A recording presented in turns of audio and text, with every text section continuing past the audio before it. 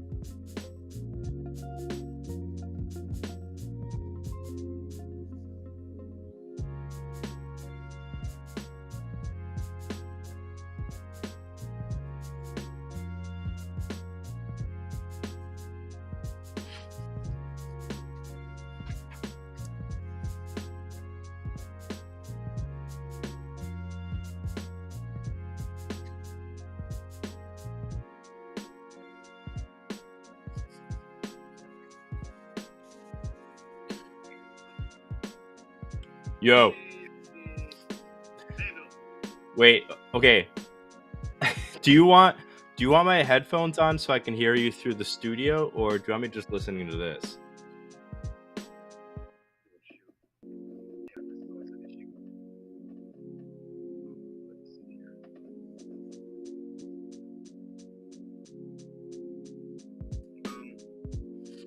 Maybe turn up the volume on your phone. Turn up the volume on the phone? Wait. I'm hearing too many things at the same time. What do you want me to do? Actually, my volume here.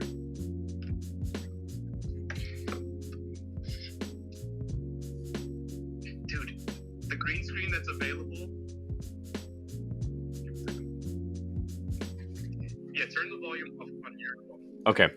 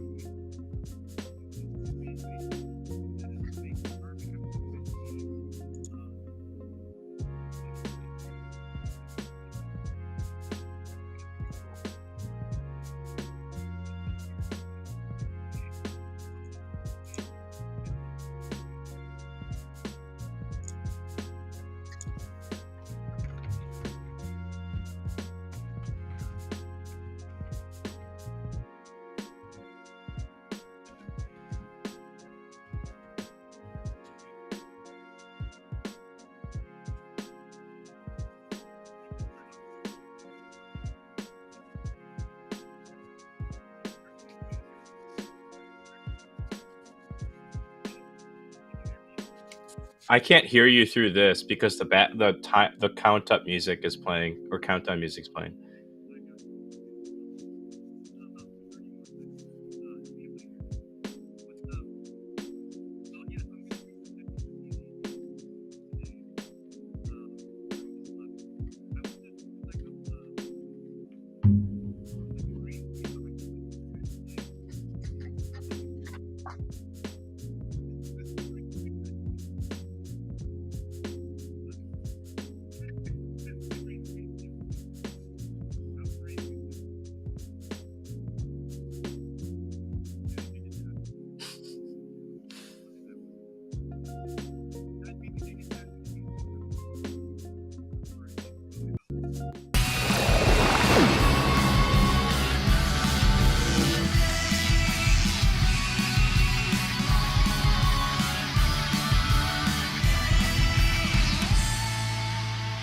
MemeLord Monday. What's up? Thayan, how are you today? I'm excellent. a little sick. So I'm still a little under the weather. Or should I refer to you as Thanos? Wait, I need to turn this down. Hold on. I have your stream coming up on the YouTube channel now. There's a huge There's a little delay. Yeah. So you and I will be conversing. I'm curious how this is gonna work when we do Instagram. Actually, here, let's try this out. I'm gonna minus this and put this in.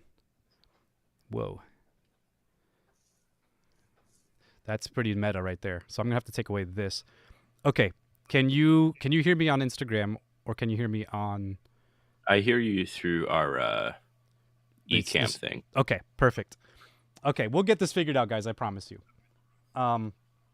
So, all right, guys, those of you watching, and those of you interested, I don't have any requests, so I'm very upset.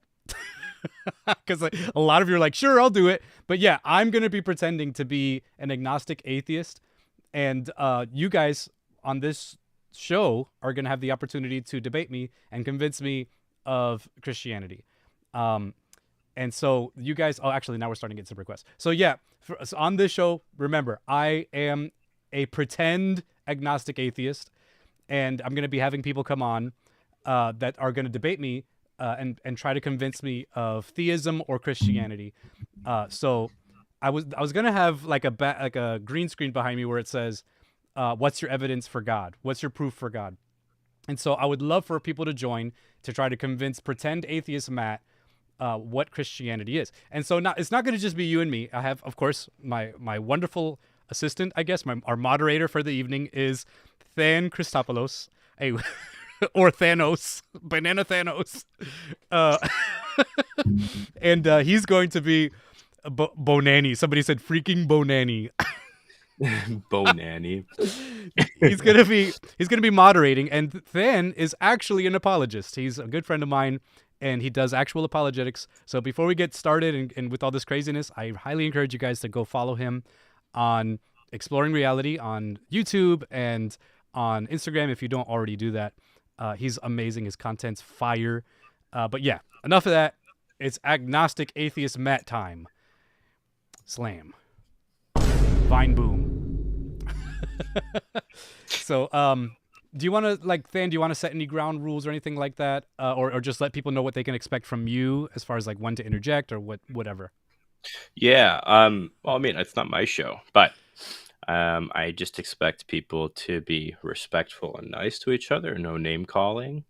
Remember that Matt is actually a Christian. This is for your guys' benefit.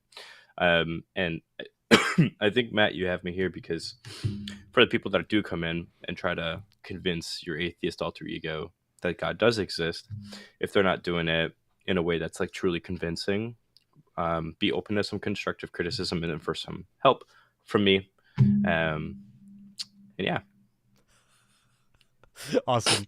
So, yes, no, I really appreciate that because, yeah, what I'm going to do is I am going to only quote to the best of my ability. I'm only going to quote things I've heard atheists say.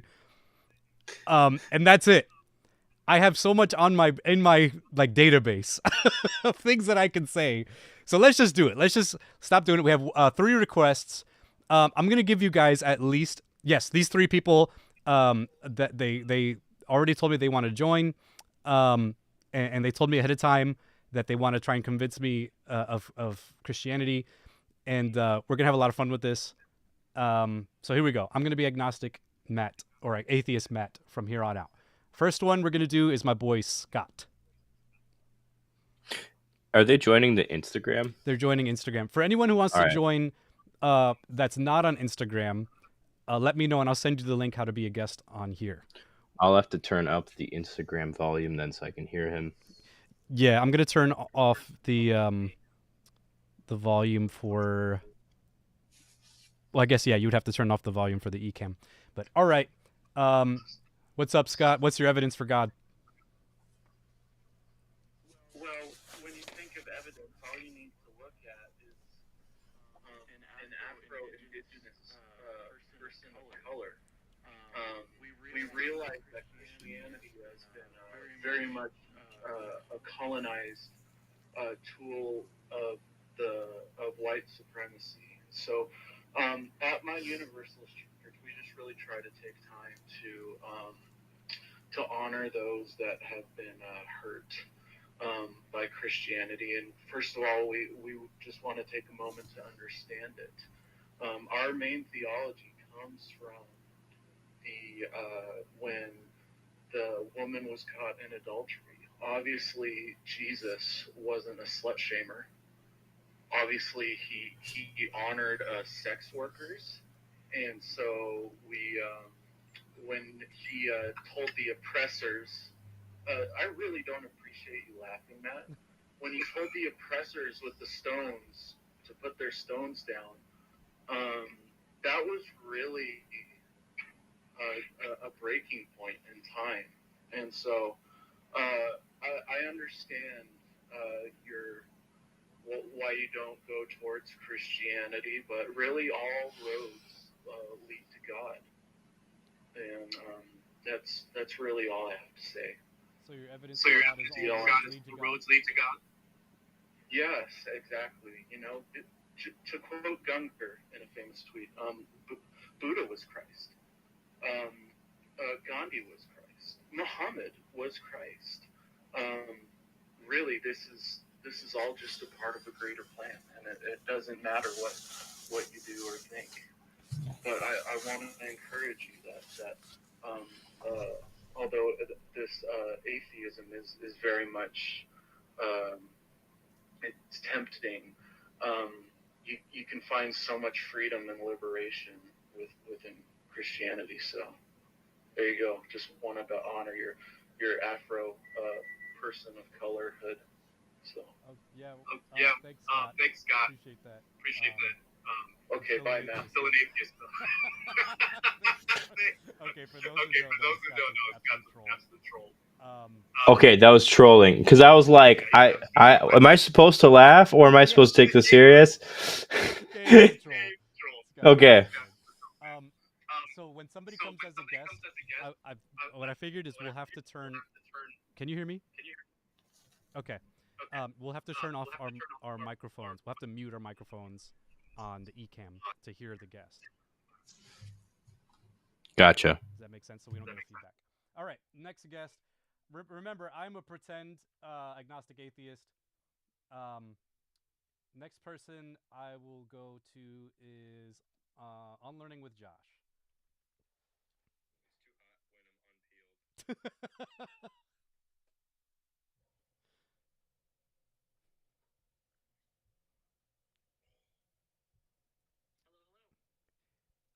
Hey, what's up? How are you doing?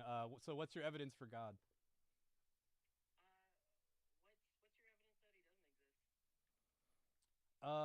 So have you heard of the 5 reasons for believing? So, man, I gotta remember it. So it's correlation, um, cohesiveness, um, dang it, I can't remember them. You know what I'm saying, Than? You know which 5 issues for belief I'm pleading to? No. Okay. TikTok atheist does this all the time. Anyways, I don't believe that there's enough. What's up? Yeah. No, the guys I was trying to quote, because remember, I'm trying to use only quotes that I hear from people that are atheists. I'm just gonna abandon that one because that one's goofy. So I don't believe he exists because you can't prove something that's false.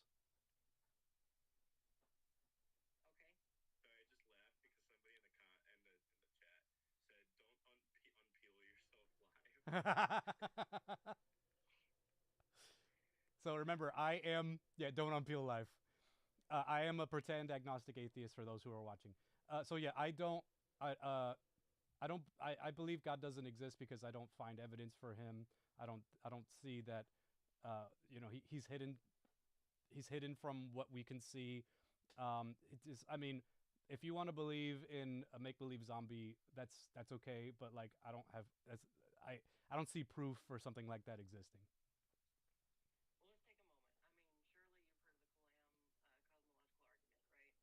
Yeah, I've heard of that one. I hate that argument. No, you can go ahead. I'll let you go ahead and do it. I mean, listen, ultimately, everything has to have a cause for existing, right? I don't agree, but that's But, fine. well, see, now that's interesting. This is a new one for me. So, if what can exist without a cause? Well, is that your evidence? Is that everything needs a cause? It was leading to my point was the fact that if there is something that exists without cause, there's no reason that it's not God. Well, I mean, we can believe that everything came into existence naturally. Through naturalism, we can believe that things just happened, and they don't necessarily need a cause. That everything was just supposed to happen the way it was supposed to happen, because that's what we observe. That's what we see observably through science and through consensus. So that's why you don't necessarily need to call it God, I don't think. So the only knowledge that is true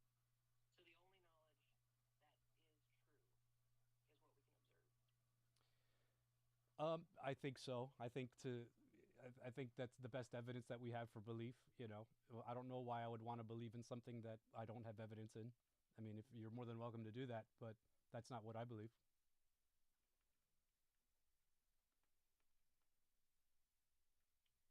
so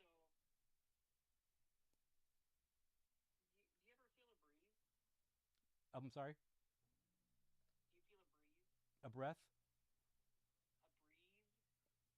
A breeze? A breeze. Oh, Breezy, sorry. windy day?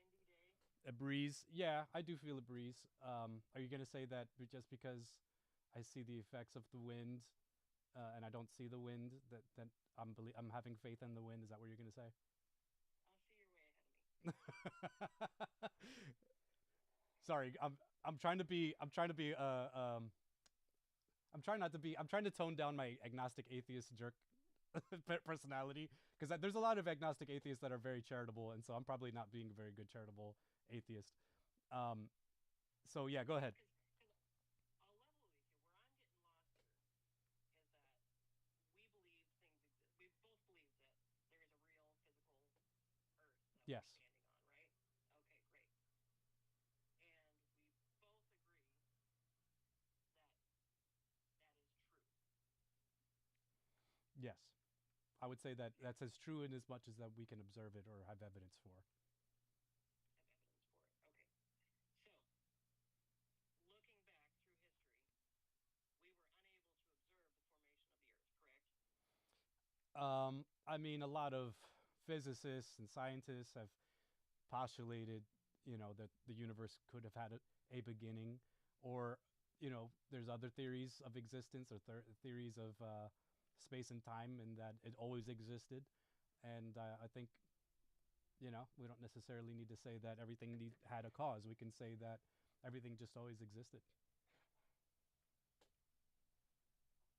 But I'm more interested in your evidence, because that's what my live is for. If you have an evidence for God's existence, do you have any proof? Yeah, have you heard of a guy named Jesus? Hey, I've heard about him. He's pretty cool. All right. All right. Listen, I'll level with you. The whole of Christianity is really hinging on one historical event. Now, there is a lot more beyond that, but the crux of the argument always winds back down to the resurrection of Jesus. So, do you believe that we can know with reasonable certainty certain historical events?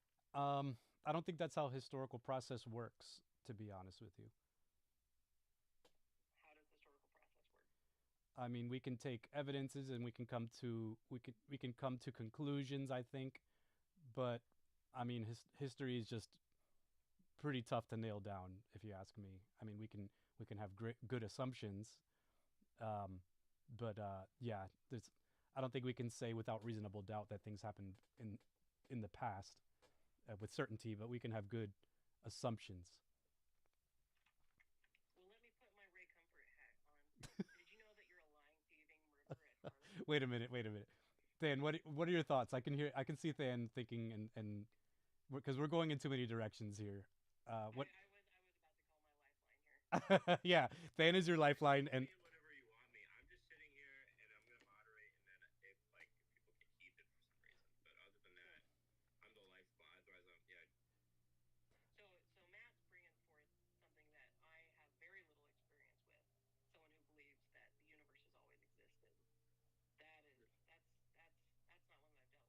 Yeah, How would you respond to that? there's two routes I go when it comes to this. On one end, I'll just grant it. And I'll just say, sure, the universe has always existed. It's existed eternally. But why do we have this eternally existing universe instead of a different eternally existent universe?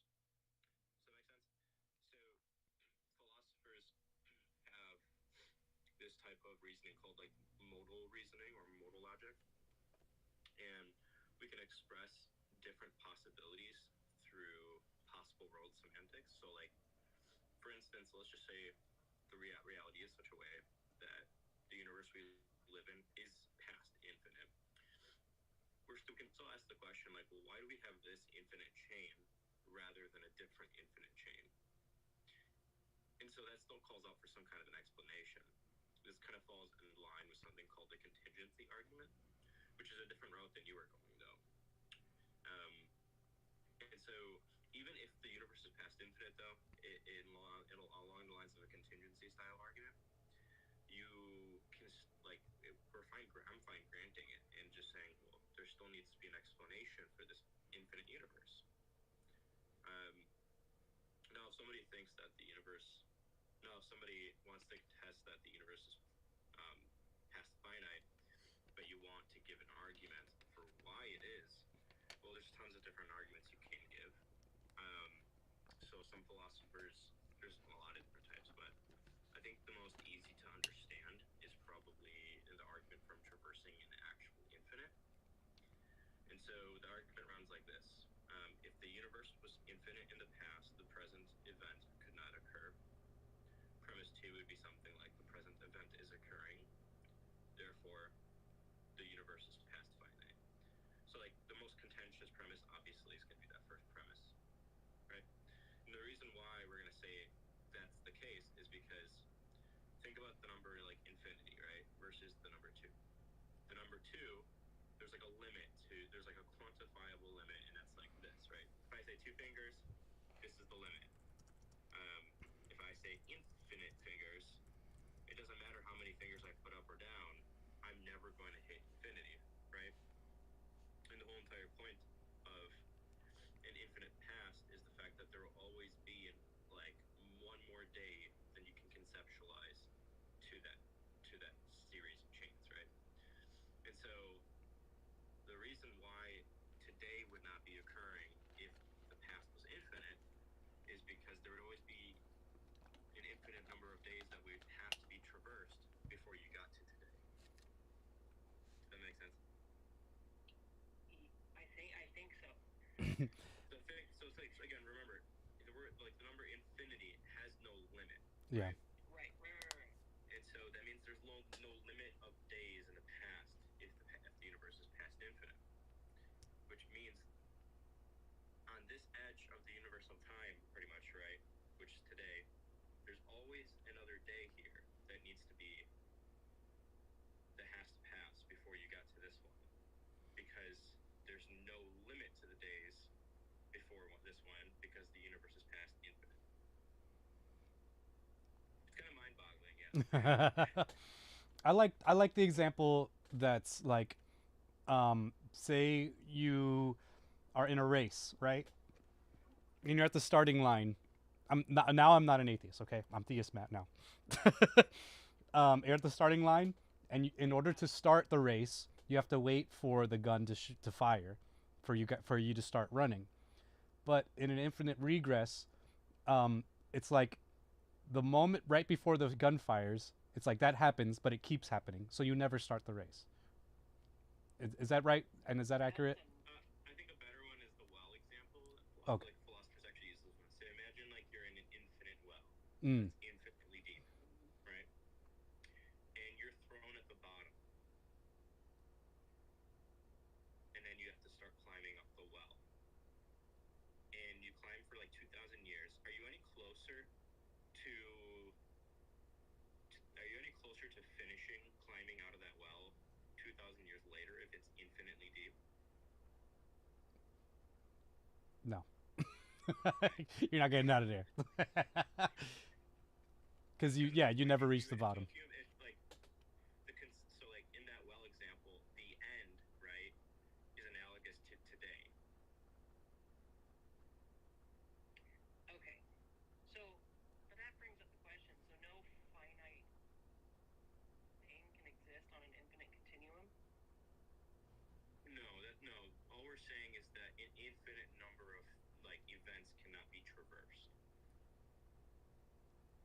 Yeah, there's no like progress made, right? Right. Is that what you're saying, Than? Well, no, because I would say that there is progress made, right? Like you are moving from event to event, right? But if time is infinite in the past, right? Like today would be the theoretical stopping point, right? Okay, I think I'm following. Yes. Right? But you can't get to that stopping point because there's an infinite number of points to hit before the stopping point Right. because it's infinite in the past. Another good way of thinking about this maybe is imagine our past infinite timeline stretching back into the past, and we have today, right? Can you count from today all the way to the end of that past infinite? Why? It's infinite. Exactly. And so it's just that's just me running the argument in reverse to kind of bring out these mathematical intuitions in you. Gotcha. Awesome. Okay, I'm agnostic, atheist Matt again. Do you have anything else you'd like to add? What existence do you have? What proof do you have for God? What proof do I have for God?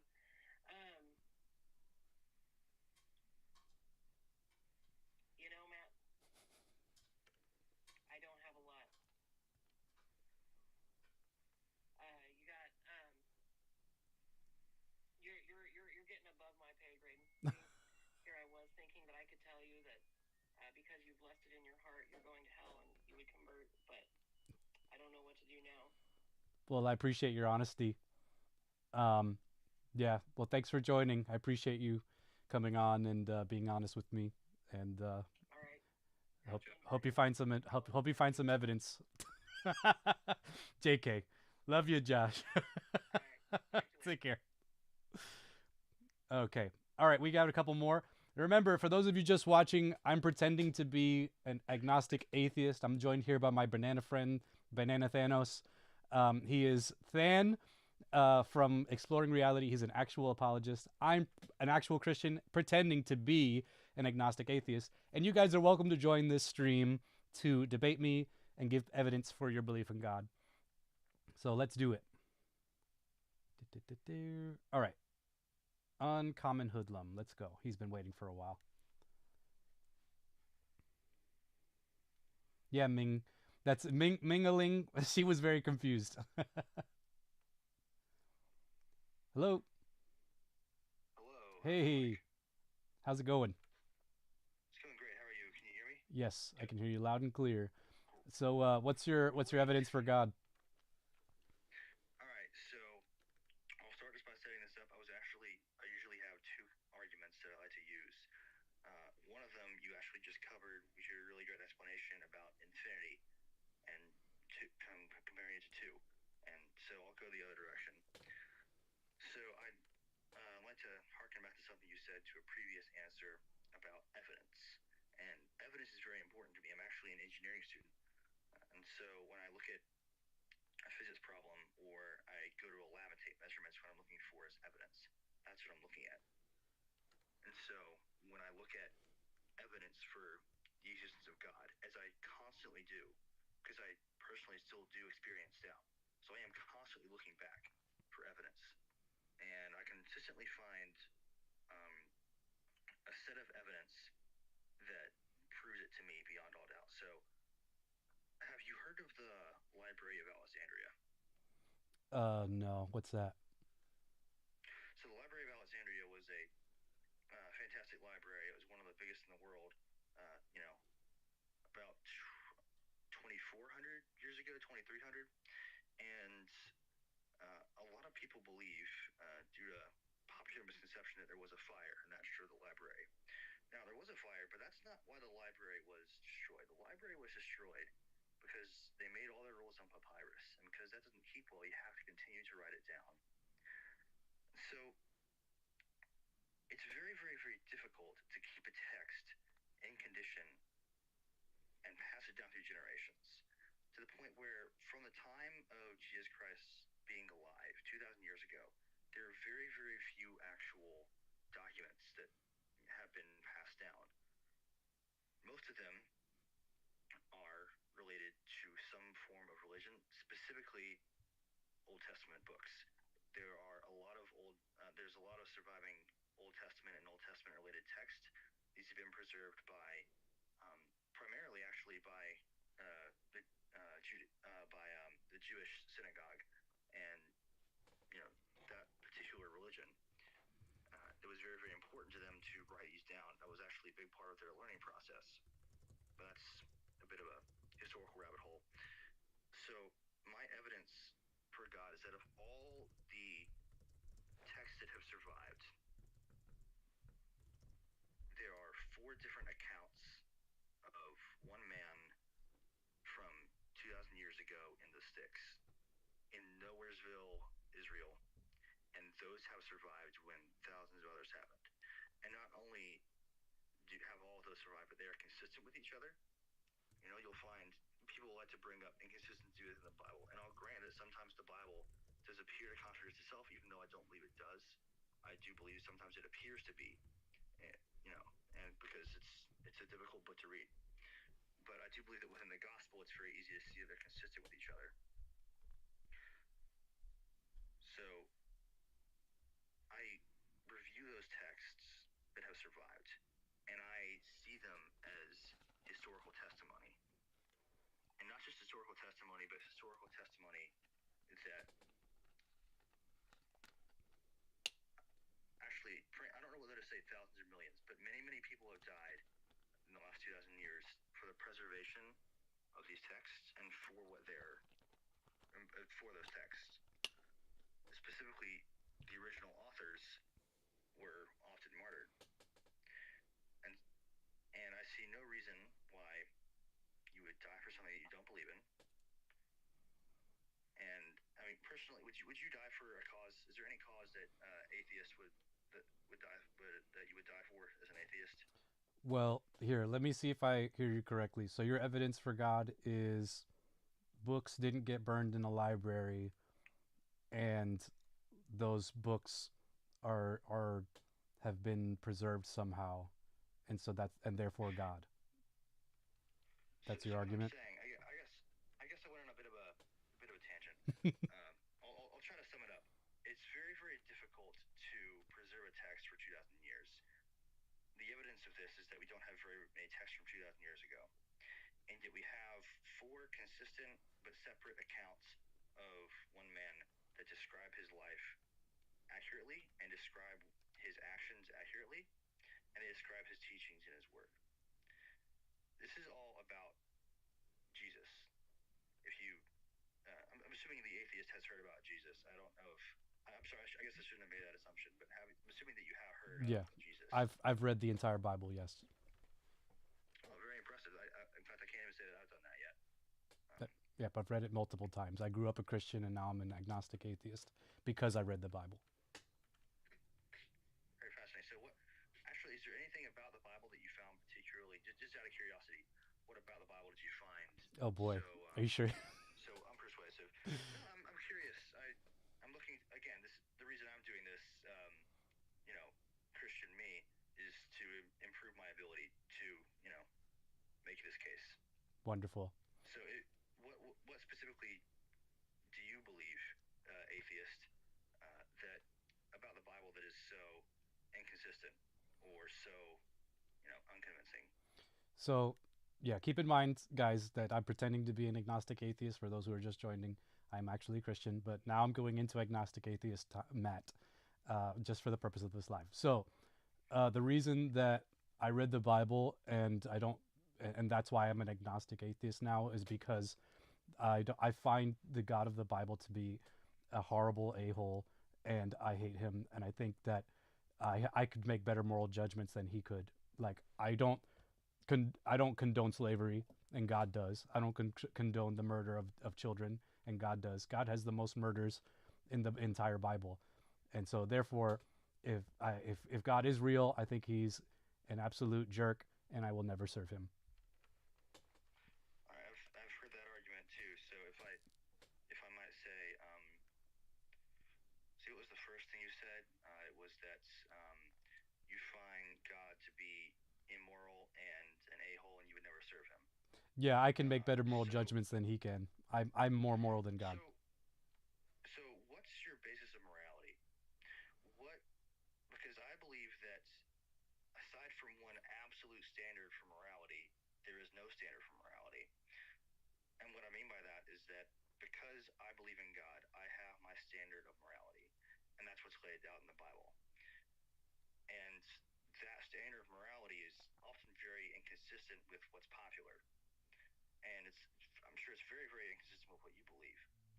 So what I'd like to just to ask is, what's something that you believe is moral or amoral that is not backed up by the Bible, and why do you believe it to be so? Basically, what is your argument for morality aside from the Bible? I think we can see morality in nature. You know, we can all agree that it's objectively wrong to kill children. We can all agree that it's objectively wrong to own humans.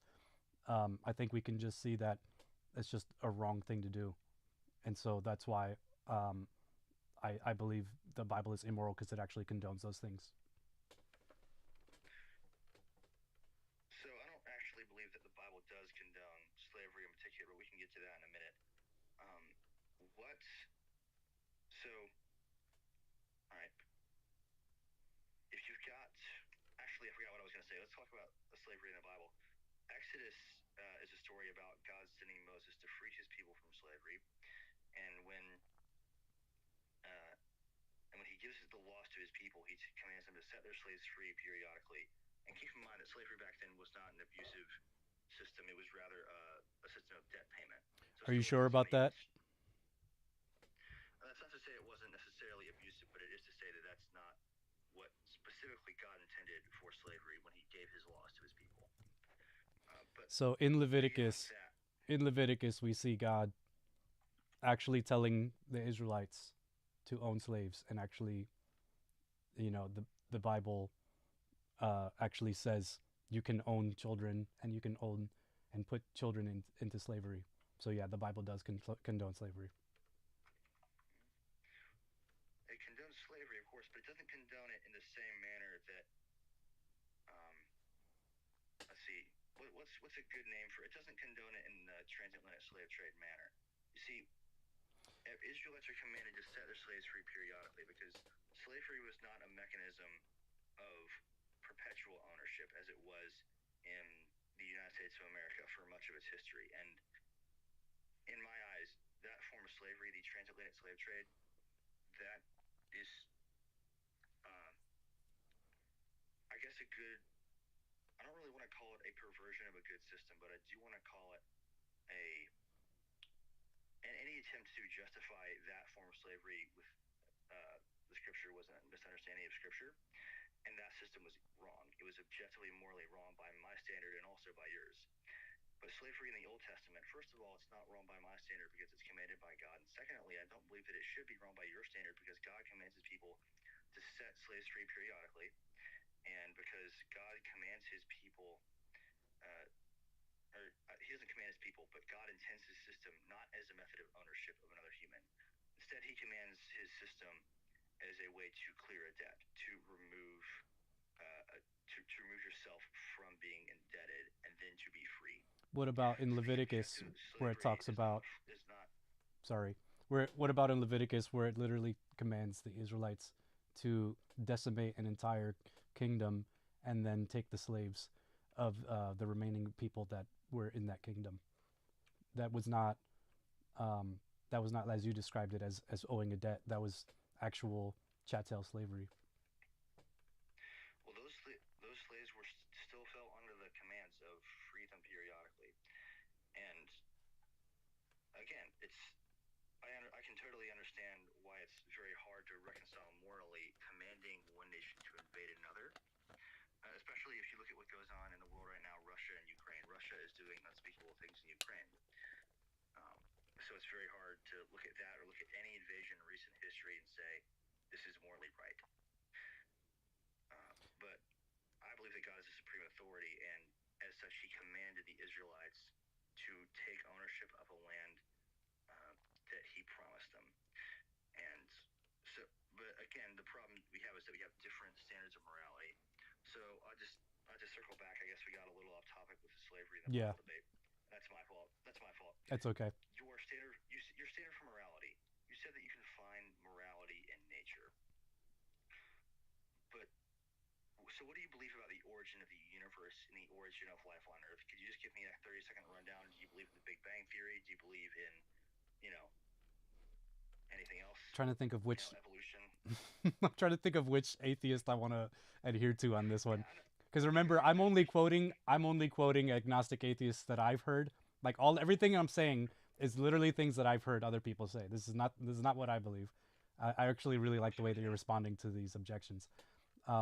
Before I get into that, I mean, Thane, do you have anything to add? Yeah, you guys hit a lot of topics, right? Yeah. I think the slavery, Old Testament issues in general, I think that's a really heavy topic that you should be prepared to talk about. And some Christians differ on this. I'm one of those who think that there is slavery in the Old Testament, and your hermeneutic really matters here. And if you look at the Bible compared to other ancient Near Eastern writings, you can see the redemptive movement going on at the time. So really good scholars to read on this will be Michael Brown, Greg Osty, William J. Webb. Hold on. So when it comes to the war when it comes to the war texts, if you're interested, right, there's a book called Bloody, Brutal, and Barbaric: Wrestling with Troubling War Texts. And that's by William Webb and Gordon Osty. Nice. Very good book to read on this. And then let me pull up this other book by Osty here. Another book to look into. It's called Slaves, Women, and Homosexuals. Exploring the hermeneutics of cultural analysis. Sorry, can't read with these glasses on. So two really good books there to read, and scholars to read. Awesome. Well, I'm just for the sake of time, we're gonna keep it moving. But thank you so much, Uncommon Hoodlum. I think you did an amazing job. Thank you again, and just once again, it's really about the question of difference in morality, and more time. This can always go long. I could talk about this for 4 hours, but just the question in general is, what's your absolute basis of morality? What's mine? And then I like to work from there to basically use what they believe to disprove what they believe. Yeah. But that's and I could use work on it. But thank you so much for having me. Been a pleasure. Yes, pleasure's all mine, man. Really, thank you so much for joining. Nice meeting you, man. All right, take care, bro. Hey, can I pull this off, dude? It's so hot. Yeah, you can take it off. That's cool. Yeah, take it off. All right, I'm gonna let you go here. All right. Yeah. Oh shoot, he was gonna say something else. Can only handle that costume. Dude, you look like you were suffering for a little while there. I was like, I feel like he can take it off if he wants. All right, we have one more. My buddy Tim, he's gonna join right now. By the way, guys, for those of you watching, I'm pretending to be an agnostic atheist, and people who are joining, they're gonna try and convince me of the evidence of God and proof of God. And so if you want to join, you can send a video request by tapping the bottom of the screen and clicking guest request. And so if you want to join, you can always join and try and debate Atheist Matt. And joining me here is Than Christopoulos. Am I saying your last name right, bro? I feel like I'm always saying it wrong. You're saying it wrong as always. Christopoulos? How is it said? Well, you're trying to do the Greek accent. Just say Christopoulos. Christopoulos. Okay. Yeah. I'm sorry. Okay. So okay, my buddy Tim. Thanks so much for joining. I'm what's up? Can you hear me? Yeah, I can hear you. All right. Well, hey, what? Let me get started. Hold up, this is my life. Let me, let me set this up. Run it. Is my little buddy. So, oh my gosh, so Marissa said fart reveal. Why would you ever say that? Yeah, she's like that. I don't know what's wrong with her. Fart reveal when? Oh, that's so weird. Anyways, all right. From this point on, guys, remember I am a pretend agnostic atheist, and everyone joining is a Christian trying to convince me of evidence of God. Than is here. He's an actual apologist, and Tim, you can use him as your lifeline whenever, or Than, you can interrupt whenever you feel like things go weird. I'm only gonna jump in when I'm asked Okay. Too prideful to use a lifeline, so All right. to. here we go. He said he's too prideful to use a lifeline. So all right, Tim, what's your evidence for God? Well, I have a whole presentation later, but this is the main issue, Matthew. If that is your real name. It's not. Okay, I'll just call you Frank then. So we touched on objectivity earlier on with some other people, but I have a question for you. Do you believe in objective? Like, is anything objective? Wait a minute. You're supposed to be convincing me of evidence for God. To convince you properly, I need to get a good understanding of where you're at, man.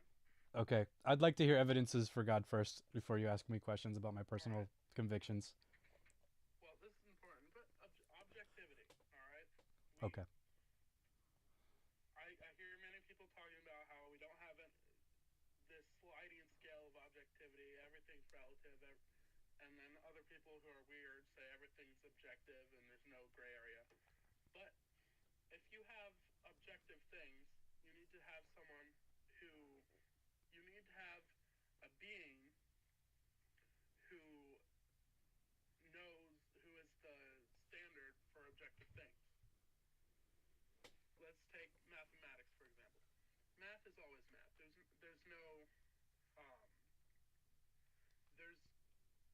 There's no gray areas in math. And so if math has no gray areas and is always objective, that must mean that something out there is the arbiter of objectivity. Something has to exist in order for things to be known to exist. If I'm making sense. I think I know what you're saying. And I'm no mathematician, but I believe that there are some gray areas in math. Once you get down to like higher advanced math, like advanced calculus, and like I said, I'm no mathematician, but I've heard that there are you get to certain places when math gets super advanced that it is gray, and you can say that one thing is not the other. But so I mean, if that is the case, I mean, how does your argument hold up? Well, so math is basically the language of the universe. Like everything around you is governed by the laws of physics, but beneath that you just have this code. It's basically math, and that's annoying because I'm not very good at math. But anyway, if all this down to the tiniest molecule, quark, whatever the tiniest thing they found is, it's governed by this law that is math. And so something has to either have given the law of math, or the law itself is the arbiter of reality.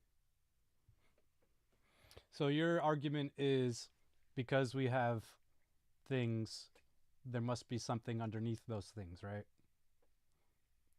And therefore God? Since we have something that can... Since we have objectivity, there must be something that governs the objectiveness. Words, I don't know. So there must be something that's governing all objective reality and therefore God. Why can't that just be the universe? Why can't that just be nature? So how do we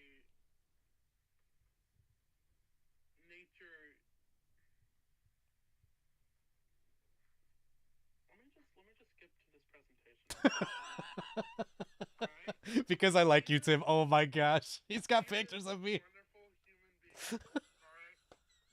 This did not come about by just nature. He's got pictures. Came from the mind of a rational being at the upper echelon of reality, existing with outside of reality. Oh shoot. This did not come from the natural world. Okay, I can see you reached the end of your presentation. Thank you. You know what? I'm convinced. I'm a Christian now, guys.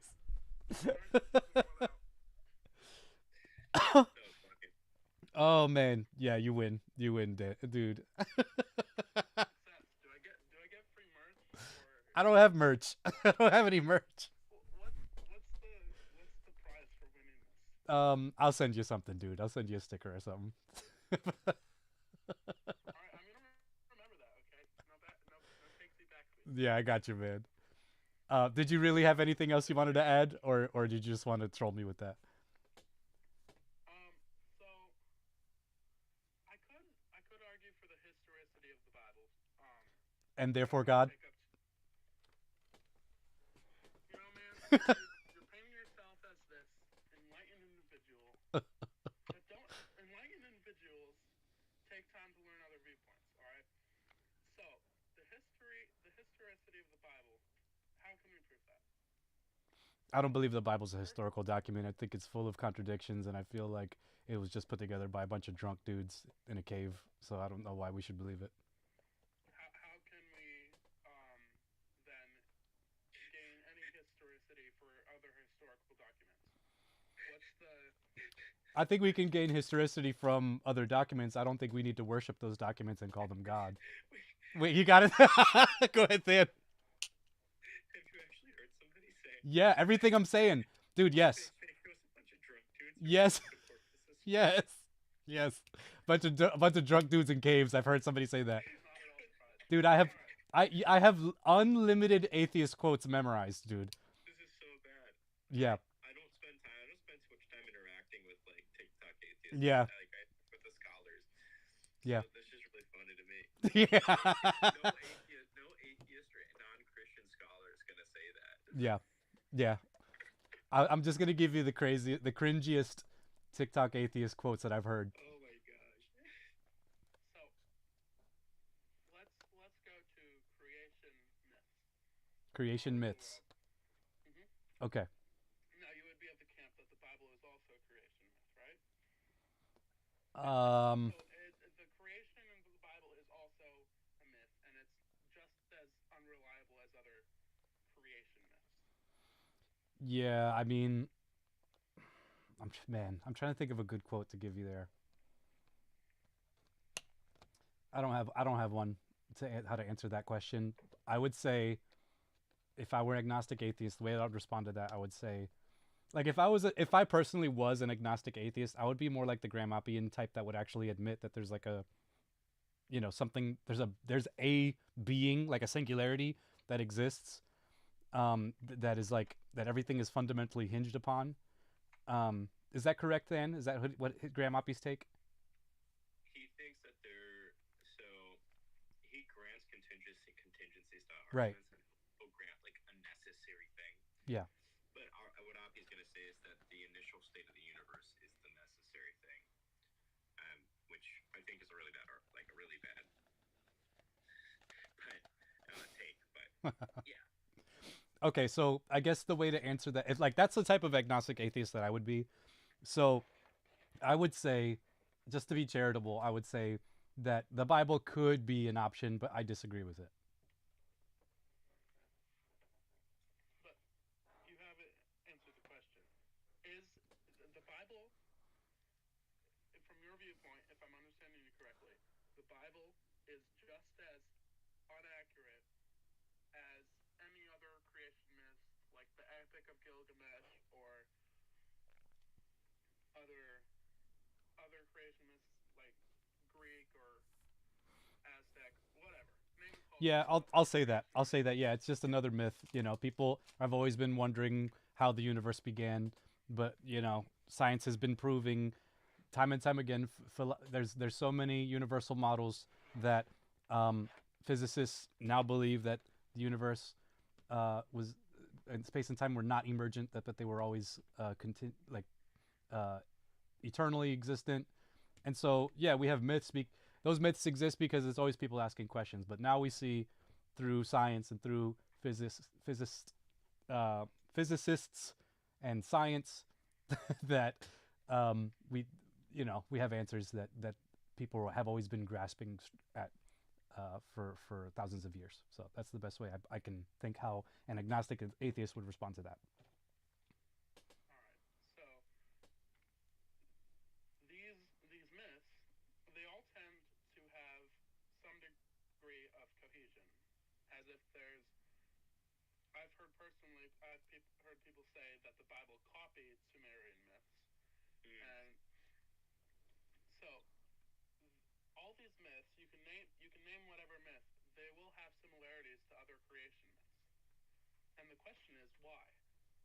If we all evolved, or however you believe, but if we all evolved out of apes in Africa, or the common ancestor to apes in Africa, why do we all separately and not necessarily descending from the same beings?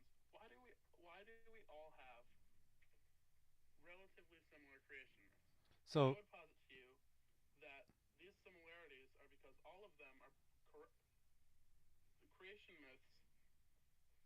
This not including the Bible because I believe that's inerrant, but creation myths all point to the same event, but are corrupted perspectives of it. so your evidence for God is lots of humans thousands of years ago believed that it was made by a being in the sky as their best evidence for God existing and for life and the universe existing. So that's your evidence for God.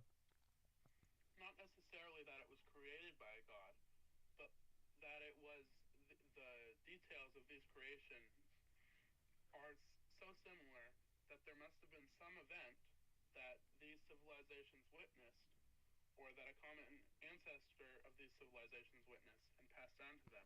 There must have been some common event that they are telling. So you're saying that there was like some Gnostic understanding of the creation of the universe that we don't have now, that was somehow commonly shared through all these different religions thousands of years ago.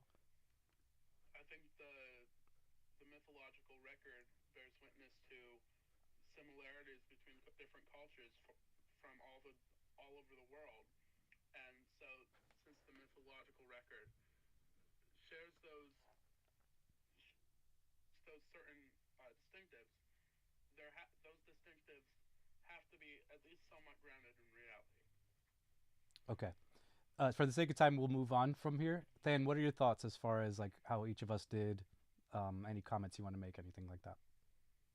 I actually think that the similarities in some of the creation accounts and like flood accounts and stuff like that, especially like when you talk about the Epic of Gilgamesh and stuff like that, I actually think it's really cool and sheds my cheese. Oh my gosh, Here I Tim. am like deep in thought. Then I look back, I'm like, what the heck's happening? Um, yeah, so like the reason why you see the similarities between the Epic of Gilgamesh and Noah's flood is because the biblical authors actually polemically borrowed a lot of stuff from their like competing ancient Near Eastern cultures. And so what they did was pretty much like a really good example is right away in the beginning of Genesis, you'll notice that we take it for granted. It talks about the sun and the moon, but the writers of Genesis call the sun and the moon the greater light and the lesser light, right? And then you just realize, like, okay, well, why don't they actually call it the sun and the moon? Because they had Hebrew words for that back in the day. And the reason why is because they didn't want to. Uh oh.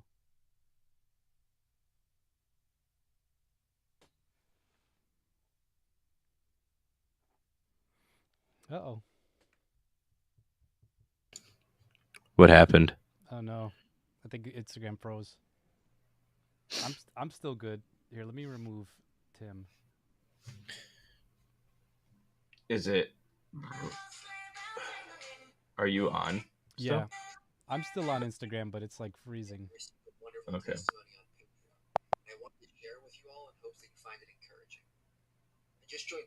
Michael.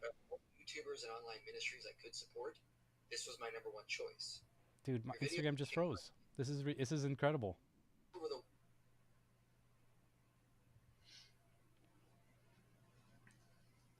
Okay, Instagram. I don't like this. Bro, that one video I made, um, the whole "if Christianity is true, Islam is false" Yes. deductive argument I made, has 86,000 views now. Dude. And it's like obnoxious because every other comment is Muslims saying, "Oh Lord, send me back." Ah.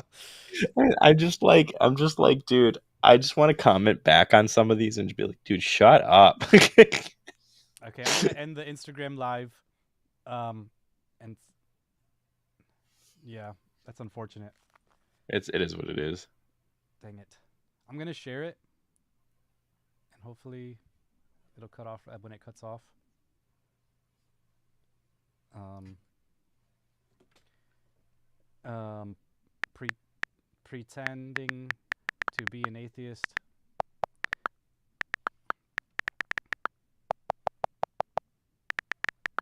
Part 1. I'm going to go live one more time to see if people are still there.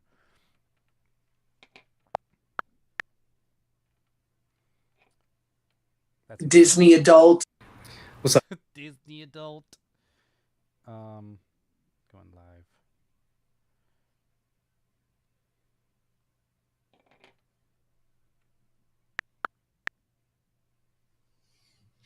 Okay, I'm going to try Instagram one more time. Let me try and request you.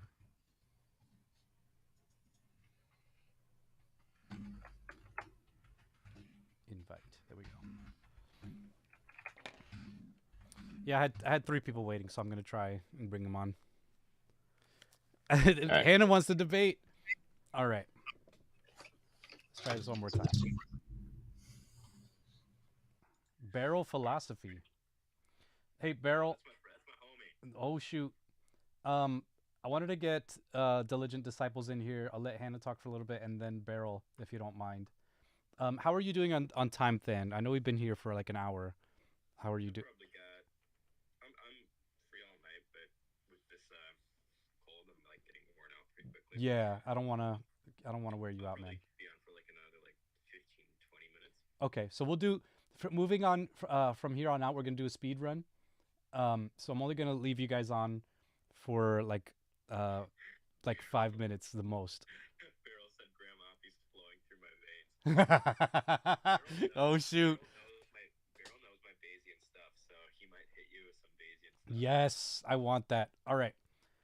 So all right, guys. Just for the record, I am pretending to be an agnostic atheist. And you have to convince me for the evidence of God. So I'm gonna add Diligent Disciples here, and joining me is Than from Exploring Reality. Please make sure to follow him on Instagram and YouTube. He's like, if he wasn't here, I would be crapping my pants right now. So he's just making sure that we're all on our P's and Q's. So okay, here we go. We're doing speed round, 5 minutes at a time, 5 minutes apiece.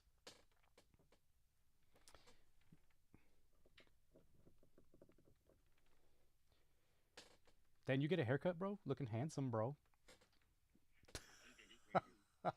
Hey, Diligent Disciples, what's up, bro? So I'll be quick. I probably need like 1 minute. Okay, so yeah, what's your evidence for God? Okay, so basically, I just kind of point to, I'll point to science. How many planets have we discovered that can sustain life and that have life on them? I mean, evolution. I mean, just assuming you're going this way. You said your belief to begin with. I can't remember what it was, what atheist version we're going with, but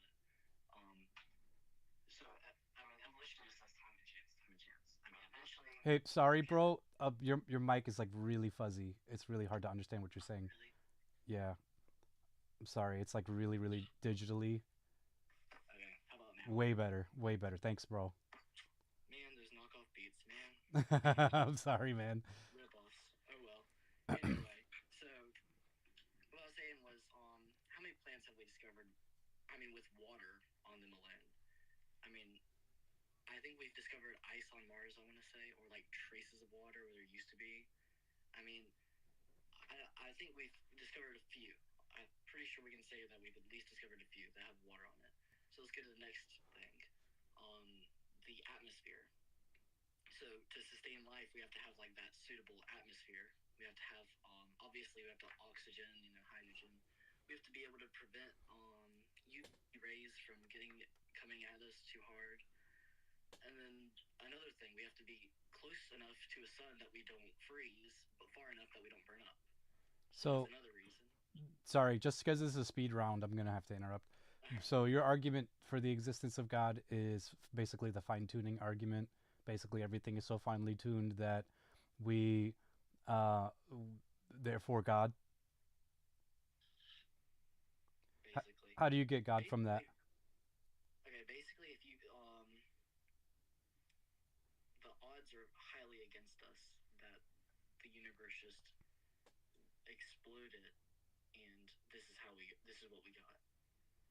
Basically, is the argument. Okay. All right.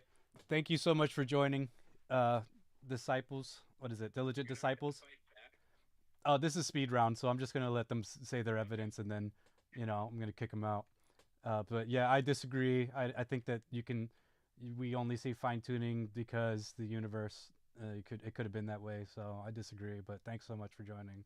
Appreciate you, man. Yeah, you're still online. So okay, thanks, bro. Like I said, I appreciate it. For those just watching, we're doing the speed round of me pretending to be an agnostic atheist, and people are calling in to try and refute me. So next, I'm bringing in Hannah. And remember, we're doing speed round because I don't want to exhaust my baby boy Than over there. He's not feeling good. I'm fine. Hey, how's it going? What's your existence for God? What's your evidence for God? Light. Light? Light. Okay, so how is light evidence for God? My theory is that light equals life. Because the theory with the Big Bang Theory is that there was this white hot point of light that just came into existence. And God also spoke and said, "Let there be light." And there's that white hot point of light. And you think about it, plants need light for food to create more life, to create sustenance for us. And then there's also the evidence of light, a flash of light at the moment of conception. How do you explain that? Well, I think you can explain all that through naturalistic means, like, the sun is light and that's part of nature. We can observe light, and it's one of the means and one of the constants of nature and how things exist. So I wouldn't say that it's necessarily God, but I guess you can believe that if you want.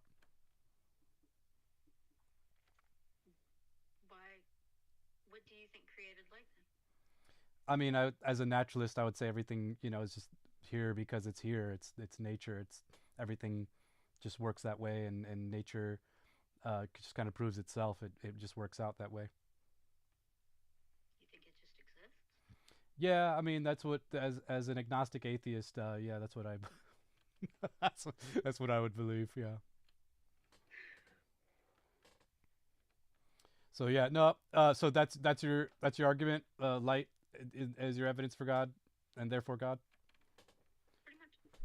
Okay. Also, like the fine tuning arguments and more. Yeah. It is. It kind of sounds like that. And so Van, I do have a question for you though, because like I hear naturalism, but I don't feel like I'm representing naturalism well. Is that what is the way I described it accurate? Oh, he's taking a. Uh oh, he's switching the glasses. Uh oh. As an atheistic naturalist, I believe that there are fine-tuned parameters in the universe. Nice. Yeah. Now, I just think my theory is simpler and has better explanatory power over yours, which is yours. Yours is, I believe in the universe plus the fine-tuning constants plus God. I'm saying I believe in the universe and these fine-tuning constants within the universe. And these fine-tuned constants are just brute facts that just exist. They don't have an explanation, but these are the brute facts about the universe, and these are the things that allow for life to exist. Yeah, so my theory is it's just simpler because I don't have God in my worldview. So you think it takes less faith to believe that light just simply exists rather than something created it? No, I just think it's a simpler theory, meaning it's so whenever we're doing science, we want us to have some like parsimony or simplicity in our theories.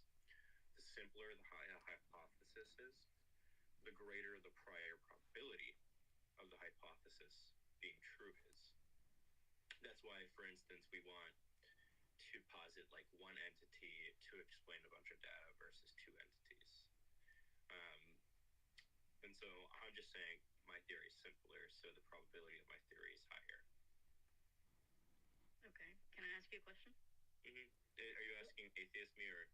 Yeah, we have to distinguish who we're talking to. What do you think light is? Light? Oh, I just think it's photons. Yeah. So it's not a chemical or a physical substance? It is a No, physical it is a substance. physical substance. Yeah. Photons are like tangible things that we can observe. Okay. Yeah. So, I mean, I respect. That would be like what the naturalist would say. Yeah, that's what. And yeah, as an agnostic atheist, I mean, I respect that you believe what you believe, but I disagree. But anyways, this is a speed round. Thank you so much, Hannah, for coming on. Hannah, by the way, that was everything I said was completely like wrong. Yeah, Full theory, just so you know. it's amazing. All right, thanks, Hannah. Thanks for joining. Bye. See ya. Okay, so next we have Beryl. Beryl. Oh boy, you're in for it. All right, I'm gonna try my best. I'm gonna try my best. So here's the thing. I don't know if he's gonna go with the deductive route. Okay, well, let's see what he does. Let's see what he does. He might go with the deductive Hey, route. all right, so just so I know, do you need to remain anonymous? Sorry, do you need was the question, do I want to reveal my face? My question was, do you need to remain anonymous? For this live stream. Sure. It'll break. You can always turn off your camera, by the way. I think it's in one of the settings. If you click, it's like, You're right. there you go. Okay, perfect. Awesome. I just okay. I just needed to make sure so I'm not like, show me your face.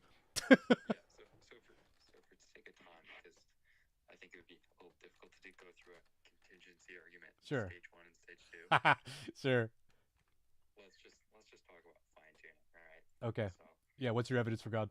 piece of data is evidence for a theory if it is more expected on one theory than another. Right? Would you agree with that conception of evidence? Fine. I'll concede to that. Yeah. Okay. So. I probably shouldn't have, but I will. Well, that's the law of likelihood. So. If an atheist doesn't concede to that, they're just stonewalling it. Yeah. Well, that's what I mean. I'm trying to do TikTok atheist, so. It's not a thing that people actually think. Actually, that's not true. Internet atheists think it, but set that aside. Yeah. Okay, I'm TikTok atheist level. Now let's take a piece of data, namely the fact that our universe is life permitting. Now, under theism, one would expect life because God is a good moral agent. A agent is good if it brings about good states of affairs. Life is a good state of affairs. So we would expect a life permitting universe under theism. Under naturalism, however, a life permitting universe is not highly expected, and the reason for this is there are several the laws of nature, the constants in the physical equations, and the initial conditions in the universe can vary, and they vary alongside what's called the normalizability range. And if you don't think they vary, that's fine. We can adapt the argument. But the point is, it is very, very unlikely for these constants to support a life-permitting universe. And the unlikeliness is like to the order of magnitude of 1 in 10 to the 124th power. How are you quantifying that? So I can pull up some like different papers on it, but various physicists such as Luke Barnes and Aaron Wall and people like that have determined what would happen to the universe if we change these constants. And this is something that we can absolutely do in physics, right? Because this is how we test all our cosmological models. We make a computer simulation. We see what the expansion rate of the universe would look like if we change the values of the equation. So it's absolutely something that a scientist can figure out. To me, it seems like the theist almost posits a type of arrogance in this area, as to which it couldn't be other than what they posit, because it seems as though you're applying subjectivity to the data of your reasoning here, and because I could pull just as many physicists and oh my gosh, yeah, physicists to posit my claims that naturalism is just as true on your reasoning and your data. I didn't say anything about theism or naturalism. I'm just talking about this specific piece of data, and what would happen whether the universe could permit life, and the existence of what's called fine tuning, where these you would not be able to have life. These constant sort of change is recognized by the vast majority of cosmologists and physicists. So this really isn't going to be something that you're going to be able to wave away by talking to an atheistic physicist. Well, then why do atheistic physicists exist then? Why are they still atheists? Would you claim that they all just have cognitive dissonance, or would you say that there's a type of subjectivity that's being applied to the data therein? I think they're probably not super aware of, one, how Bayesian reasoning might work, and two, there is a response that many of them have posited, right? They say, well, there's a multiverse. That's how we explain this. The problem with this multiverse hypothesis, well, actually, there are a number of problems. A couple of them are philosophical. One of them is a problem with the physics itself, right? So the only viable model of multiverses that we currently have are inflationary multiverses. But inflationary multiverses depend on one of the fine-tuned constants that we were trying to work with anyway, namely the cosmological constant. So it's really just going to push the problem back a step, and it's not going to be able to give us results. And then also there are some physicists that they just say, okay, we don't need to explain this because we wouldn't have been able to exist in a universe where this wasn't true. But like most physicists are now coming to reject this response because it involves this sort of fallacious reasoning where imagine I'm a man and there's a firing squad and there are 150 people that are about to shoot me, right? Suppose all of them miss, and I say, well, I shouldn't be surprised by this at all because if I was dead, I wouldn't have noticed. Clearly, that's silly reasoning. There's something going on here if all 150 marksmen have missed me. But if we apply this atheist response of like the idea that we wouldn't have been able to see the universe if it wasn't fine-tuned, it like commits the same sort of fallacious reasoning, I would say. Well, so your evidence for God is that there's a higher probability that the universe came to exist, therefore God. No, the argument is that we have a piece of data, namely the life-permitting universe, which is highly predicted under theism and vanishingly unlikely under naturalism. And given this piece of data strongly favors theism over naturalism. So which theist being would we be positing here?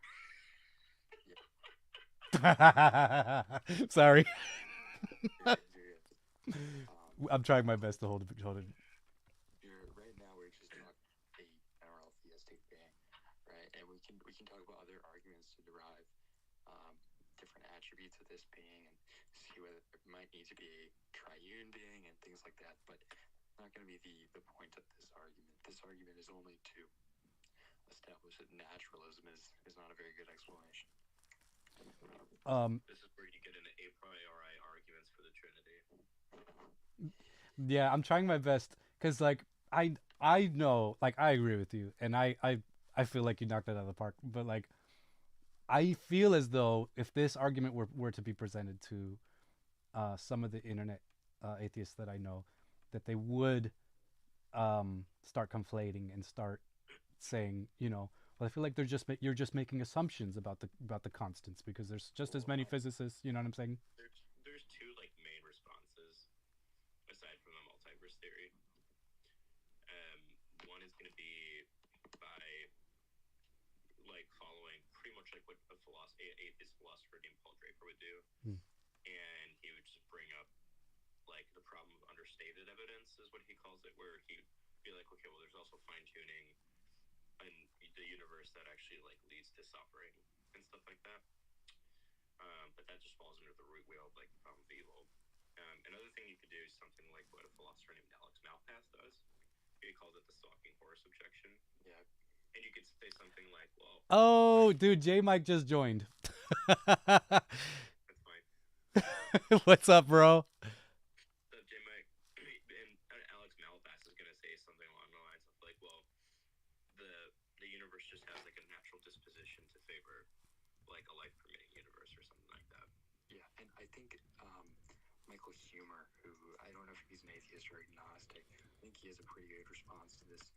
Basically, what he says is, if you're saying that the fine tuning necessity or something like that, imagine if one day the stars just spelled out the Athanasian Creed, right? Clearly, this would seem to be evidence for theism or for Christianity.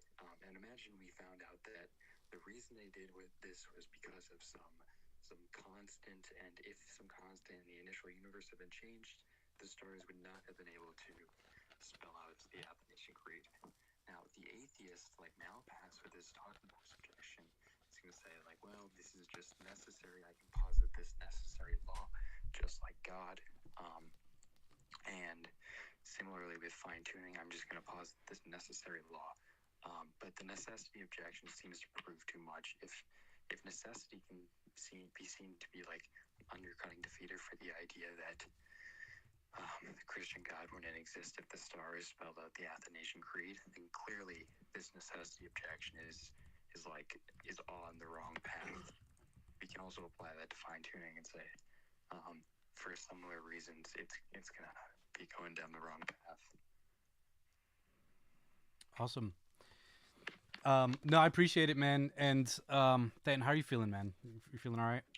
I got a little bit left in me. Okay, so thank you so much, Mr. We'll call you Barrel. Thank you so much. I appreciate you coming on. I'm doing my best to try and represent the agnostic atheist position to the best of my knowledge. I'm sure that there's better objections. Like I don't think I understand the objections to what you were positing. Like I don't think I had good ones. So I would just kind of like conflate and try and shift the conversation to a plane where I could better interact with it. But thank you so much. I really appreciate your time and the effort you put into the argument. Yeah, of course. Alrighty, so we're going to move on. Again, guys, thank you so much for watching. I'm pretending to be an agnostic atheist, and you guys have to present your arguments for the existence or the evidence of God and try and convince me. And it's really awesome because we're having some actual agnostic atheists that are watching. So now I'm getting judged not only from Than, but actual agnostic atheists. Okay, so I have Waya. I don't know. You've been waiting for a while. I don't recognize this name. So come on and see what you can do to convince pretend agnostic atheist Matt.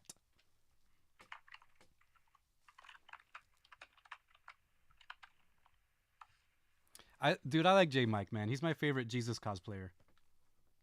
J Mike and I've talked a few times. He's a really good guy. Yeah, I like him. I really like him. I've probably spent more time defending his positions against bad arguments from Christians. I've probably spent more time arguing side by side with him. Yeah. He's extremely charitable. I've watched a couple of his videos on YouTube. Very charitable. I'm trying to add this Waya. He's probably laughing at my cosplay comment. It's low hanging fruit, bro. I had to grab it.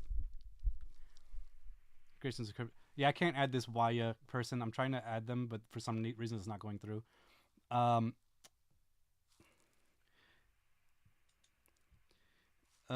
Angel Boy, go to J Mike's channel if you want to get wrecked by an agnostic atheist. He's great, man. Okay. I got one more. Josh is coming back on. Sorry, Wei, I tried to add you, but it wouldn't work for some reason. So I'll let Josh come back on, and then we got to get going because Thane's not feeling well. I don't want to torture him anymore. All right, Josh, what do you got, man? What's your evidence for God? Listen, man. Truth time. I don't have a lot that's gonna get to your level, whatever that level is. But I've got some pork chops cooking right now, and why don't you come over for dinner and let's talk about it? I like that. That's really dope. I like that, dude. I like pork chops, but you got to make them right, man. If you're not making, if they're hard, I'm running out of that house, and I'm gonna tell everybody. I'm gonna tell all my agnostic atheist friends to get the heck away from you. Just guess what? This is my first time trying HelloFresh, so okay. I don't know if this is a sponsorship for either one of us, but. Oh Yeah, man. I mean, that's one of the things. Here in the Northwest, you get a lot of, not so many hardline atheists, but a lot of agnostic people who are like, yeah, what could be, but we just can't know the answers. And at that point, you just have to get to know people and be like, well, look at how my life is turning out. Look at the fruit of my life. Look at what this belief system does for me. And yes, there's absolutely more arguments to be had. We need to talk about the logic of what it means to believe in a creator, in a created universe, but the conversation starts at a kitchen table. Cool, man. I appreciate that, bro. All right, well, we're going to end it on that. Thank you so much on that wholesome note. Thank you so much on Learning with Josh. Appreciate you, bro. Then any parting words you'd like to give our audience before we go? Like as far as like how to talk to people, thoughts that you've, that have been going through your mind during this live. I really like what that guy last said. Too often we get into these kinds of conversations looking to win, rather than just looking to actually like have a mutually beneficial conversation. So, yeah, I would just really agree with that. If you're somebody that does want to learn how to like actually defend your faith a little bit better, you can email me. If you just go to like exploring-reality.com, you can email me directly through the website, and I'm happy to send you guys like PDFs of really good books, depending on where you're at. So yeah, that's all I'll really say. I'm trying to fix the YouTube over here. Sorry. The YouTube people got like the worst of this, unfortunately. Yeah, it seems like it. I gotta figure out how to fix that. But the banana thumbnail, dude. J Mike, he wore the banana suit, like the majority of this interview. Yeah. Hopefully when this posts, it won't look and sound as crappy as I think it will. Most of this is going to be on my Instagram. I don't know if you have an Instagram, but most of this will be posted over there. But yeah, J Mike, I would love to talk with you, man. See how we can get connected and get you, talking with somebody. I think it'd be a lot of fun. But all right, guys, thank you so much for tuning in. It's MemeLord Monday. Than, thank you so much. You're the man. I love you. I love you too. Sorry that I'm weathered. No, man, it's crazy. You're like you weathered these bad arguments. you weathered an entire Instagram live while like dying. So and wearing a very hot banana suit. So thank you. Of course, man. I'm happy to do it anytime. Awesome. So guys, don't forget, please follow him on Instagram. It's Exploring Reality, and there's a little underscore right underneath that, right at the end of his name. I want to get as many eyes as possible on his Instagram so you guys can check out his amazing videos and his content. He's also on TikTok at Exploring Reality and also on YouTube. So please check him out. Like mainly, if you guys, I just figured I'd let people know that because TikTok and like YouTube, there's only so much you can put on there. Yeah, YouTube is where you have your like longer form videos and arguments, I think. Good stuff, man. All right, let's get out of here. It's been over like an hour and a half, right? Almost on the dot. So we're out of here. Thanks so much for watching. Take care, guys. Bye. All right, so we're done there, and I'm gonna cut the live here on YouTube. You happy with that?